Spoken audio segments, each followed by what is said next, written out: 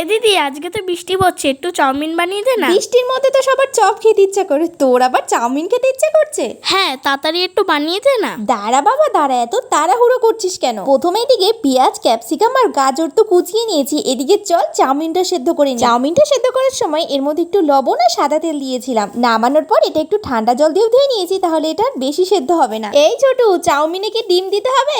ডিম না দিলে কি চাউমিন আর ভাল লাগে? বাবারে কত যে বাহানা! ডিমটা তো প্রথমে ভেজে নিয়েছি, তারপরে কড়াইয়ের মধ্যে তেল দিয়ে সব সবজিগুলো একটু নুন দিয়ে ভেজে নিয়েছি। এরপর সেদ্ধ করে রাখা চাউমিনটা দিয়ে ভালো করে খুন্তির সাহায্যে মিশিয়ে নিলাম। এই যা, টমেটো সসটাও তো শেষ হয়ে গেছে, কি করব বলতো? যেটুকু আছে ওইটুকুই দে না। সঙ্গে একটু সয়া সসও দিয়েছিলাম। আর এইদিকে যে ডিমটা ভেজে রেখেছিলাম সেটাও এর মধ্যে দিয়ে দিলাম, আর দিয়ে দিলাম একটু বাদাম। ব্যাস, আমাদের এগ চাউমিন একদম তৈরি। খাবে তো ঝটপট আসো। নামানোর পর উপর দিয়ে একটু টমেটো সস দিয়ে দিলাম, আর দিয়ে দিলাম কুচিয়ে রাখা শসা আর একটু বাদাম। দেখে তো আমি লোভ সামলাতে পারছি না, ছোটুর আগে মনে হয় আমাকেই খেতে হবে। কি তোমাদের কেমন লাগলো চাউমিনটা? অবশ্যই কিন্তু জানিও। শুধু দেখলে হবে না, একটু খেয়েও তো দেখতে হবে কেমন হয়েছে। আমার কিন্তু দারুণ লেগেছে। আমি খাওয়ার পর আবার ছোটুকে দিলাম। দাঁড়া দাঁড়া, খেয়ে নি, তারপর বলছি কেমন হয়েছে। খেতে তো পুরো ফাটাফাটি।